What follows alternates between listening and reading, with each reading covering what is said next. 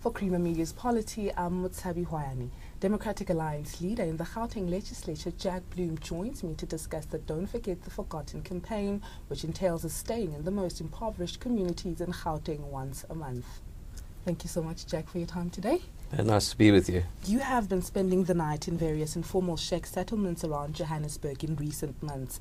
Where have you stayed and how have you been received? I've done it 24 times. It's every month for 2 years. I've been all over Gauteng, far south, far west, far east, far north. And informal settlements, I don't just arrive and stay the night. I actually tour a whole number of informal settlements. I've actually visited about 100 informal settlements, and I've stayed the night in 24 of them.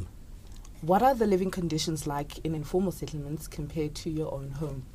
Well, very, very different, obviously, but it's things like electricity and water and toilets, and they have a very basic living conditions, and it's very, very deprived, and the contrast between where I live and where they live is actually very high. And it's part of the reason why I do these visits, because I think it sensitizes you to how these people live. And what inspired you to embark on your Don't Forget the Forgotten campaign? Well, it started with a squatter fire near where I live, actually in Jeppe. And the fire had burnt down about 50 shacks. I went there and was so touched by the scene that I spent the night with them. It was actually a cold August night, and there was, it was just the ruins of the shacks. And I wrote an article headed "Don't Forget the Forgotten," and in that article I pledged to myself that I would once a month visit forgotten people. That's why it's called Don't Forget the Forgotten. I'd visit the most neglected people in Gauteng, and I would stay the night with them. So it's 2 years later, I'm still doing it. Some critics argue that the campaign is merely sympathetic philanthropy, or even an attempt on your behalf to garner votes for your party. What is your view on this?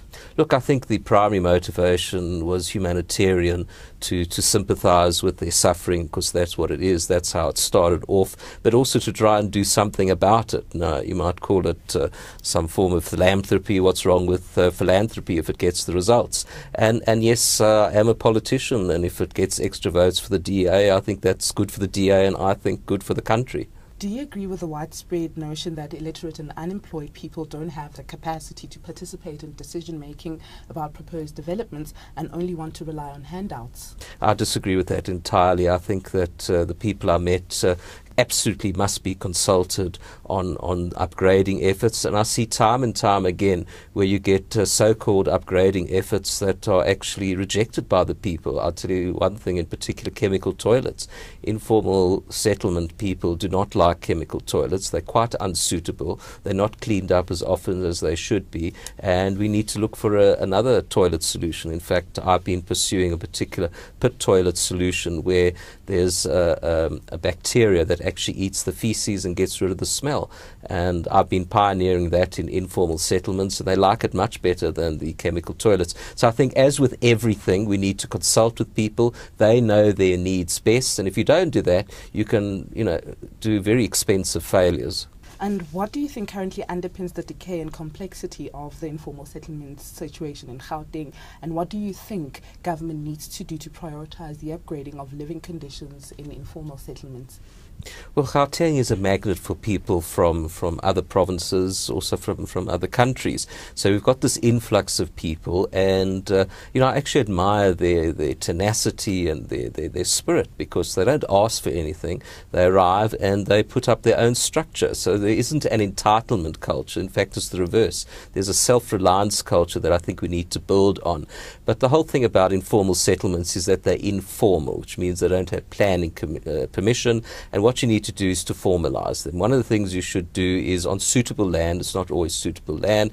If it's public land, it's easier. If it's private land, then you must buy it, but you must give them title deeds. You have to give them land ownership. To do that, you have to do what they call reblocking. I've seen examples of that in Cape Town. They take informal settlement and they do decent roads and just some sort of planning, some sort of town planning, quite rudimentary, but you can't have these shacks on top of each other because there's going to be shack fires. That's another of my campaigns, is actually to have solar lighting in shack settlements, because most of the time it's because of candles or paraffin.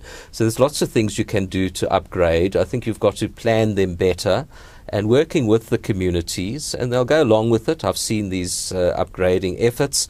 Then you have some roads that emergency ambulances can get in, so give title deeds. I think you must put in adequate sources of water, proper sanitation. Solar lighting, I think, is an interim solution. Then you must move to proper formalisation of electricity. There's lots of things that you can do in the interim, but the thing you mustn't do is ignore informal settlements. Experience around the world has shown that if you try to ignore them, the problem gets worse. If you work with people, you plan, you upgrade, you give people ownership, which is land ownership, you'll find amazing things happen, and these informal settlements become the suburbs of the future. That was DA Gauteng leader Jack Bloom discussing the inequality, poverty and unemployment that people living in informal settlements have to overcome.